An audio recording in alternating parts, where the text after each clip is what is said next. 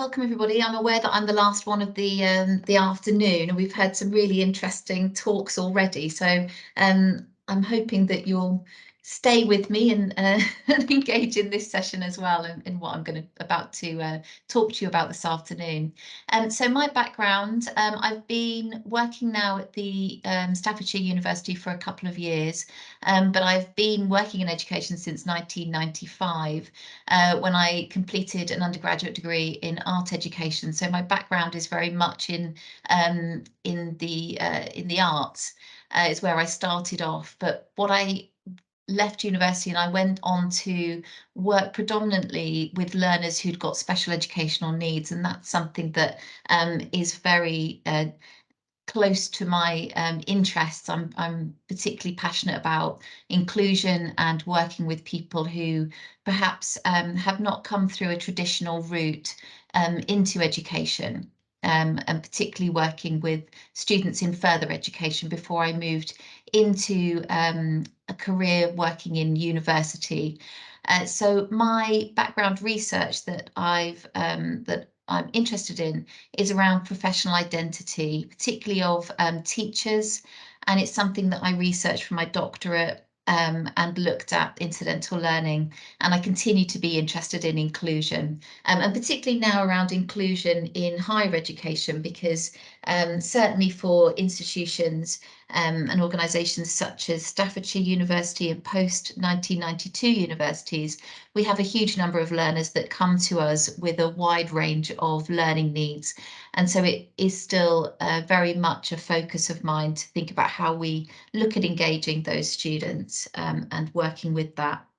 And I currently am leading on the postgraduate certificate in higher and professional education and the academic professional apprenticeship here at Staffordshire. So I get to work with all of the early career teachers, which is really exciting. I've got a couple of books that I've been fortunate enough to have published, the most recent one of which is around professional identity and was based on my doctoral thesis, and that came out about a year ago. So I'm really, really lucky that that happened, and I'm sure that's something that I think we should all aspire to do, is to get our work out there and shared. And find the most latest publication that I've having published in March is I was lucky enough to be asked to write a chapter for this book around creative approaches to higher education pedagogy in the arts and humanities. I actually wrote the first chapter, and that's what I'm going to introduce to you this afternoon, is a bit around what that means and what that looks like. So the first question is, what is creativity and how can we be creative in our teaching? And I was really interested to hear the presentations from the previous presenters, because I think all of them are demonstrating huge variety in the way that we can engage learners through creative practices. And so I think it's quite a good one for me to end the session on, because everybody's already been talking very much and sharing ideas for how we can be creative in our teaching. But the word creativity, what we often think about when we think of creativity, links very much to the arts. And that can be very limiting when we're thinking about our own practice, particularly in teaching, because it can be what Parrish in 2012 said, somewhat hijacked by the arts sector. And what that can result in is some people defining themselves as, I'm very creative, or I'm not very creative. And that can actually be very limiting for teachers. So it's more than just artistic creativity. So it's important that we think about creativity in that much broader term, that we don't limit it to purely artistic endeavours and artistic talents. So what it is, if we think about it in that wider sense, it's about being able to produce work which is unique and novel. So this idea that we can be innovative and that we approach what we're doing with in a dynamic way, and it's a way of being able to problem solve and be able to build resilience through problem solving. It provides opportunities for people to engage in the creative process. So it's iterative, as I've said, and dynamic, and it's the ability to produce something that is unique. So Kleiman in 2019 talked about this as creativity and imagination, being able to sustain yourself through the challenges and opportunities that you encounter throughout your life. So it's a way of being able to approach life in a very open-minded way, that we feel that we are able to approach different situations and resolve those situations. And then thinking back on that when we're faced with similar situations, that we're able to also be successful in the way that we deal with those. And that's where that resilience can be built. So Sternberg argues that creative people are creative largely not by any particular inborn trait, but rather through and because of an attitude towards life. So it's this way that we respond to problems in a fresh way, rather than just being rather automated and responding to things, like a robot. It's not about that. It's about our approach to different problems. And I think that what we've seen here this afternoon is a lot of different examples of the way that people are responding to problems that they've perceived or that they've experienced in their teaching, and that they've responded to that by creating something unique and innovative.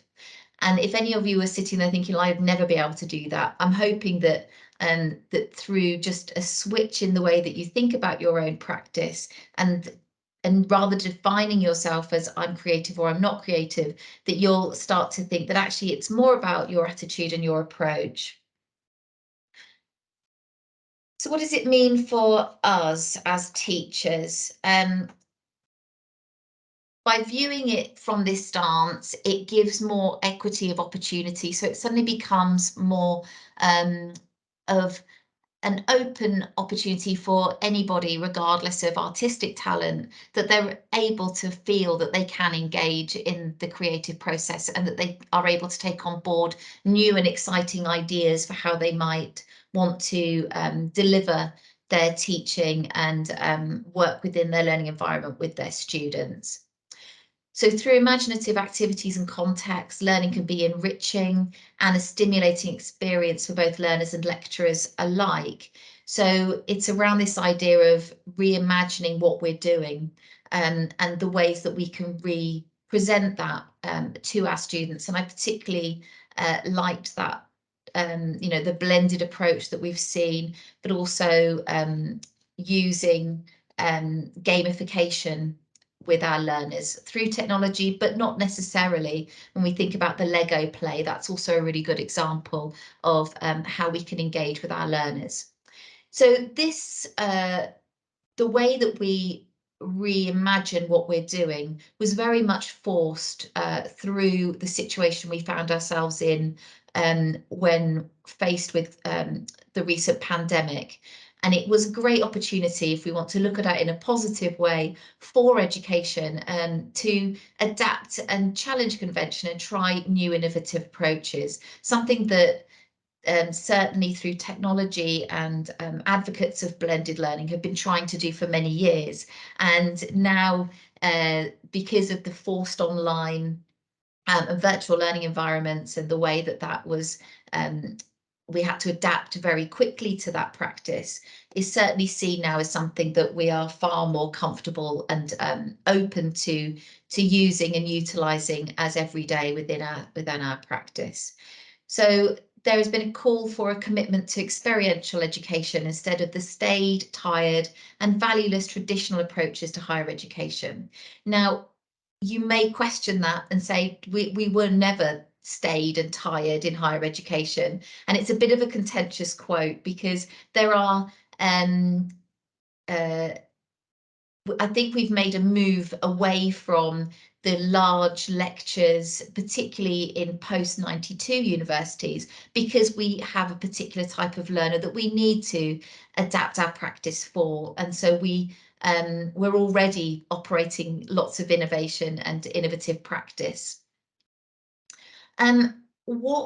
Who we are as individuals also feeds into this, and it's something that we need to make sure that we question, and we're very clear about who we want to be in our professional identity.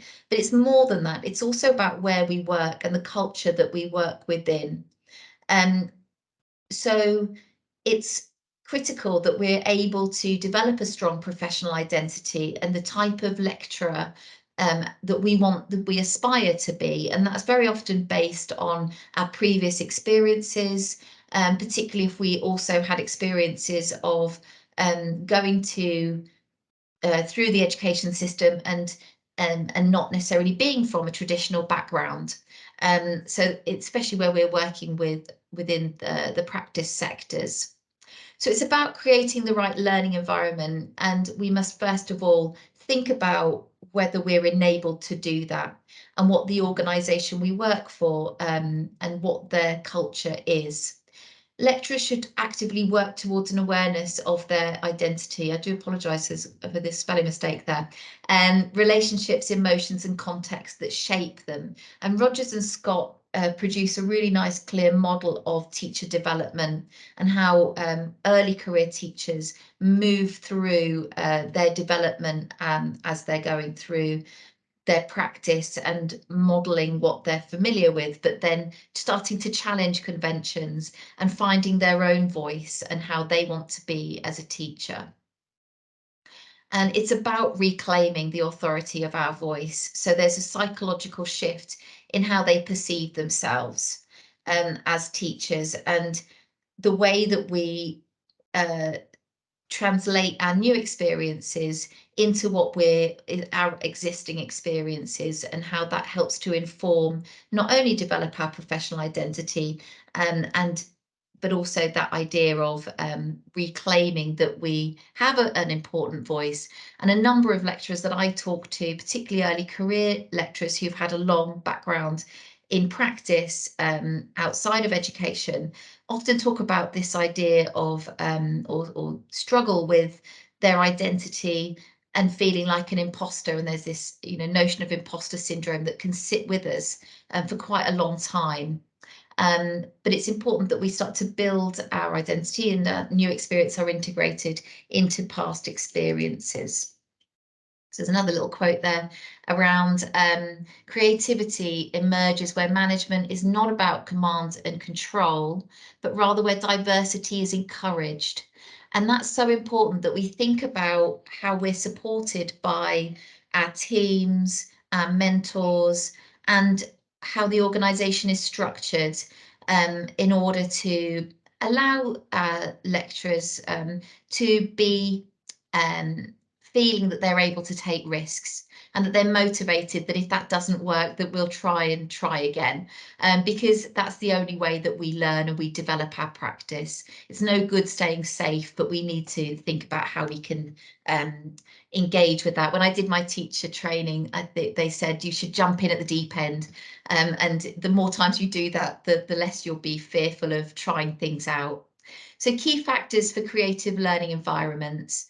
The learner should be provided with mutual respect. This is about building that collaborative and respectful relationship with our students, that we try and get to know our students so that they're given some flexibility with their learning, and that there's opportunities for open-ended possibility. So this idea of a less structured approach to what we're delivering, that there's time built in for problem solving and opportunities for incidental learning through engagement when things go wrong, this term disjuncture. It's not always, everything doesn't always go exactly as we plan. And that's where we learn quite a lot, when things don't always go to plan. And that's great, that's that problem solving. And what we've looked at already this afternoon through some of the other lectures about how we provide those opportunities. There should be some control over their learning, so they have the freedom of ideas, but there is also a safe space. Not always possible to have visual displays of work in progress, but one of the ways we can get around this is by encouraging our learners to produce visual displays of their work. It can be posters and to present that. So it gives them an ongoing feeling of engagement. Opportunity with for collaboration with peers, lots of ways that we can do that, and innovative resources that we can use with our students to engage them in what they're doing, and drawing from external partnerships. So really pulling on experts from the field and making sure that what we're teaching is authentic and that we have those opportunities for authentic learning that link back to employment and future employability. Key factors for successful online learning environments. Opportunities for what we put here is carefully considered asynchronous opportunities prior to the session. So that those, what we're asking our learners to do outside of the taught sessions, the synchronous sessions, but that it's meaningful and that it's well thought through, and that they do have access to technology, not always possible again, and we need to be aware of that, but that their use of gamification really, and we've seen, like I said, seen some excellent examples of that this afternoon. Be mindful of Zoom fatigue. So I'm very aware that we've all been online now for a couple of hours, building in breaks. One of the thoughts from Hall there from the research that they did was around having 5-minute breaks, comfort breaks once every hour, just to get students to stand up, stretch their legs, etc. Live discussion forums. Actually, the research shows that this reduces a sense of isolation. So giving students the opportunity to have discussions, but also being mindful of introverted students who need time to reflect and respond, and what we term as hiding behind the screen. Online can provide flexibility, but it can also result in disengagement. As we know that we have students that sign in and then they disappear, so it looks like they're part of the session and they're not being active within that session. And there are also all sorts of other things that we need to consider around that. Okay, just some final thoughts before we finish. It is important that we strike a balance between too many demands, which can be very stressful, and too few demands, which can lead to boredom for both our students and ourselves. It's a good idea to have, to think about what we've been gifted here. One benefit that's come out of this terrible situation through the pandemic, is there an opportunity now to be creative in what we do and to rethink and reimagine what that means and what education looks like. And I like this quote. It's a bit about being mindful that a repackaged resource might only end up with the lecturer being creative, but the students are not necessarily engaged in creative practice themselves. So providing opportunities for all to flourish with new ideas, that's including the students as well as yourself. So you might be busy having a lovely time, but it's about how creative can you actually enable your students to be as well. So final quote there is, creative teachers need to develop a full repertoire of skills which they can adapt and apply to different situations. And I think that's enough from me. So